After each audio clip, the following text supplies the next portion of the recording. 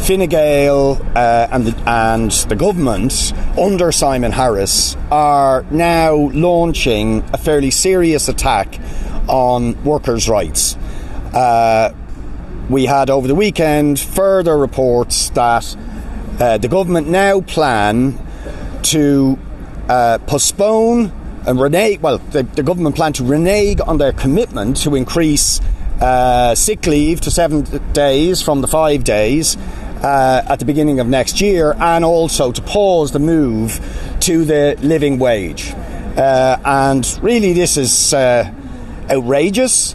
We have a very, very high proportion of workers in this country who have to exist on low pay, and with the extortionate cost of rents, accommodation, the cost of living crisis, it is absolutely disgraceful that the government are moving to renege on commitments to move to a living wage and to increase the sick leave entitlements of workers. And indeed, it would seem to me that, the government are very, very keen to push immigration up the agenda and to focus people's attention on vulnerable migrants, while meantime they attack workers' rights and renege on commitments to pay low-paid workers a living wage and improve the sick pay entitlements of workers. So we're going to be highlighting that very strongly. A lot of this is being justified on the basis of small business struggling, but the truth is the beneficiaries of this corporate welfare by the government, of a big extra package to business and delays on the improvements in pay and sick leave entitlements for workers, are going to benefit big business that is recording record profits, where we've seen corporate profits in this country go through the roof in recent years, and yet the government isn't even willing to keep its commitments to move workers to a living wage and improve their sick pay, their sick leave entitlements.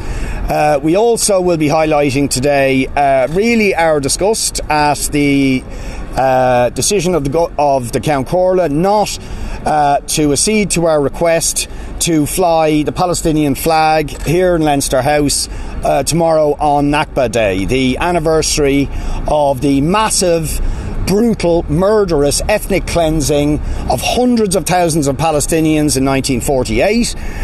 We had asked that that anniversary would be commemorated by flying the Palestinian flag for just one day against the background of a genocidal assault that is being launched by Israel and has been inflicted on the Palestinian people over the last 7 months by Israel, and that request has been refused. And it's really just hard to understand the double standards that see the Ukrainian flag flying for, I think, 2 years here, Leinster House, draped in the colours of Ukraine because of what is undoubtedly the brutal invasion of Ukraine by Putin, but we can't even get agreement to fly the Palestinian flag for one day on the anniversary of a horrific catastrophe for the Palestinian people in 1948, and against the background of a genocidal assault being waged by Israel against the Palestinian people. Lastly, I just want to also refer to the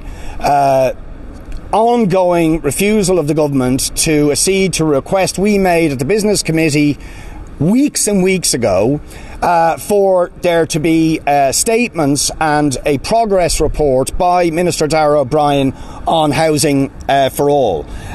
Because again, while other issues are dominating the headlines, the situation in terms of homelessness and the housing crisis continues to get worse on a daily basis. I just want to alert you to the fact that in my office alone, we have 7 new cases of people facing eviction in the next few weeks. No-fault evictions, families facing the prospect of homelessness because the government lifted the no-fault eviction ban and have failed to put in measures to prevent families being driven into homelessness. This issue has dropped right down the agenda, and I don't believe it's any coincidence that the government don't want to discuss the homelessness figures, because at the root of a lot of the issues that are angering people in this country is actually the government's failure to deal with the housing and accommodation crisis, whether it affects homeless homeless families in emergency accommodation, or whether it affects asylum applicants living in tents. That is the root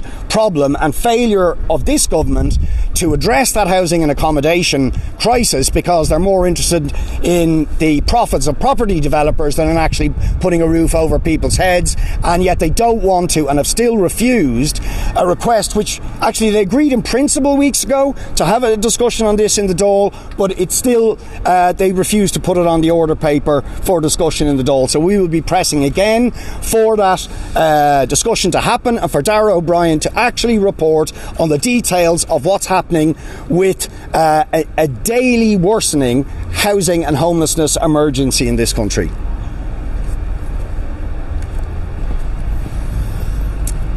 So I too want to make some points on the issue of workers' rights. I want to make some specific points about a new development with the saga of the Debenhams workers, or ex-Debenhams workers. But before I do, just to say, I think our message to the government is hands off the minimum wage, hands off workers' sick leave entitlements. If the government want to bring forward a package of supports on small business, we will look at what the proposals are, but we are utterly opposed to attacks on workers' rights in the name of protecting the interests of small business. In my view, Fine Gael has always been an anti-worker party, but they have gone to some considerable lengths in recent years in order to project an image of being a worker-friendly party. And if they proceed with attacks on the minimum wage and attacks on workers' sick leave entitlements, any attempt to project such an image will be in smithereens.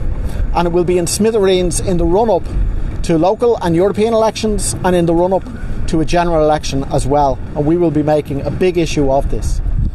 Just on the issue of Debenhams, I think most people would think, yeah, that was during COVID, it's done and dusted now. But actually, behind the scenes, the issues have continued. The shop steward in the Henry Street store, Jane Crowe, took a case to the Workplace Relations Commission and was awarded 4 weeks' pay, which in her case would be €1,800. It's way, way below what those workers should be entitled to, but it was seen as something. That was appealed and it was cut from 4 weeks down to 2 weeks. And the workers were dissatisfied with that cut, but said, OK, this looks like the end of the road. But it turns out now that it's not, because the liquidators, KPMG, apparently are making plans to appeal that ruling to the High Court. Yesterday, the workers received correspondence from their trade union mandate to the effect that the union's legal advisors have been advised that KPMG are going to take such a case. And the implications of that are, one, it's a threat to their 2 weeks. Two, it'll cost the union a lot of money. And three, kicks the can down the road. This struggle began more than 4 years ago.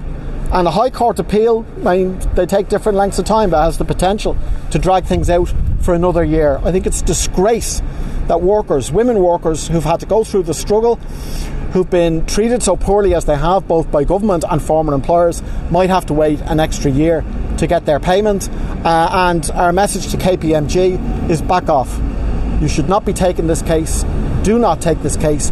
Let the women have access now, without further delay, to the monies to which, as far as we're concerned, they're entitled. Okay?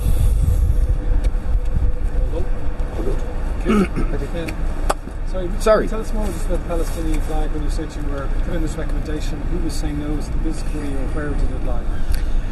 Yeah, well, we wrote to the Count Corla, and we've got the letter. You can see it yourself in his response, and he is essentially saying he doesn't think it would be helpful or appropriate to fly the Palestinian flag, despite our request that he would do that. Now, it just to me, beggars belief that a request for the Palestinian flag to fly one day on an anniversary of a catastrophe of mass ethnic cleansing perpetrated against the Palestinian people in 1948 and against the background of what the ICJ believe is a plausible genocide being committed by Israel against Gaza, that we can't show some solidarity here in Leinster House with the Palestinian people when we have for the last more than 2 years with the Ukrainian people. I just can't understand the double standards. And, you know, what does it say about the solidarity of the government or the establishment in here that when the Palestinian people are suffering what to me is self-evidently a genocidal massacre, that we can't show some level of solidarity in the same way as solidarity was shown with the people of Ukraine when they were made victims of a brutal invasion.